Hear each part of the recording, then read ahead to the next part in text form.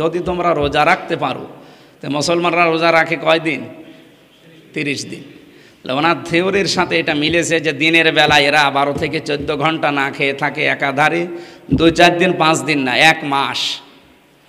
এই কারণে এদের এই রোগ থেকে বাঁচার সম্ভাবনা বেশি। ওনারে নোবেল তো আর খেলা করার জন্য দেয়নি, বিভিন্ন দিক বিবেচনা করে দেওয়া হয়েছে। যে রোজার দ্বারা যে উপকার হয় তার 1 নম্বরে এইটা। এরকম ওয়ান তাসুমু খায়রুল লাকুম ইন কুনতুম তা'লামুন। রমজানে যদি তোমরা, এর আগে কয়েকটা কথা আছে যে কেউ যদি অসুস্থ থাকে, সফরে থাকে, তার জন্য রোজা অন্য সময় করে দিলেও হবে। এরপরে আল্লাহ বলতে বলতে শেষে বলেন ওয়ান তাসুমু খায়রুল লাকুম, যদি রোজা রাখতে পারো তোমাদের জন্য এটা ভালো হবে। এই যে খয়েরের অর্থ আমি প্রায় 33টা দেখেছি। তার ভেতরে 1 নম্বরে খয়ের শুরু হয় আমাদের শরীর থেকে। আপনারা জানেন 2017 সালে জাপানের একজন বিজ্ঞানী এই লোকটা অটোফেজির মাধ্যমে আবিষ্কারক নোবেল পর্যন্ত পেয়েছে। আমি ওনার জীবনী পড়ছিলাম কেন নোবেল পেয়েছি।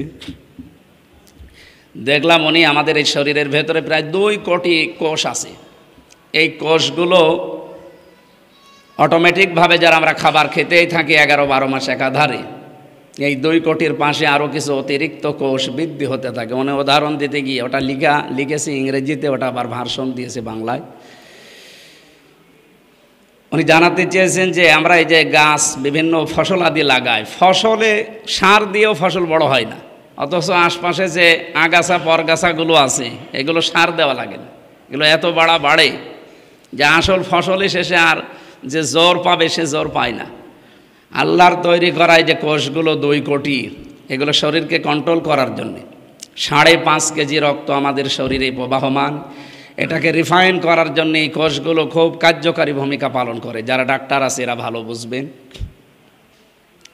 রক্তের ভেতরে এখন বিজ্ঞান দেখছে 5 প্রকার প্রায় ক্যান্সার হয় রক্তের ভেতরে। আমি তামিলনাড়ুতে কিছুদিন আগে ছিলাম, আমি দেখেছিলাম যে ওই জায়গায় খ্রিস্টান একজন ডাক্তার, ওনার পাশে একজন দোভাষী নিয়ে ওনার ভাষা তো তামিল, খুব কঠিন ভাষা, বোঝাচ্ছিলেন আমাদেরকে যে এই যে রক্তের ভেতরে 5 প্রকার ক্যান্সার হয় কেন, তার ভেতরে অন্যতম একটা এই যে অটোফেজির কথা উনিও বলছিলেন। অতিরিক্ত এই কোষগুলো যখন বৃদ্ধি হতে থাকে তখন 2টা জিনিস অটোমেটিক শরীরে বেড়ে যায়। একটা হচ্ছে ক্যান্সার, ওই যে রক্তে যেগুলো হয় 5 প্রকারের ভেতরে। 2 নম্বরে টিউমার 2 প্রকার হয় আমরা জানি, একটা ভেসে ওঠে শরীরে আর একটা ভেতরে থাকে। আমাদের অনেকের শরীর টিউমার আছে।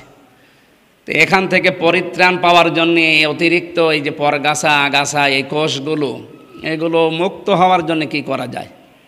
উনি দেখলেন 29 থেকে 30 দিন যদি একাধারে কেউ 12 থেকে 14 ঘন্টা না খেয়ে থাকতে পারে একাধারে 1 মাস, তাহলে যে কোষগুলো আল্লাহ অটোমেটিক আমাদের শরীরে দিয়েছেন ন্যাচারালভাবে, এই কোষগুলো তখন ক্ষুধার্ত হয়ে যায়। তখন আশপাশে যারা আছে ওদেরকে খেতে আরম্ভ করে। 29-30 দিনে পুরাটা একেবারে সাভাড় করে ফেলে, আমাদের আগের মতো শরীর বানিয়ে দেয়। 2 নম্বরে আমাদের রক্তের ভেতরে যে ক্যান্সার এগুলো থেকে আমাদের বাঁচায়।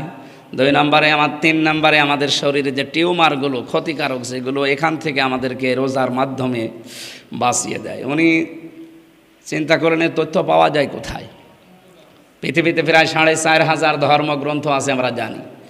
উল্লেখযোগ্য যেগুলো, এর ভেতরে প্রায় 27টা ধর্মীয় গ্রন্থ উনি এক জায়গায় করে একটা করে মিলাচ্ছিলেন।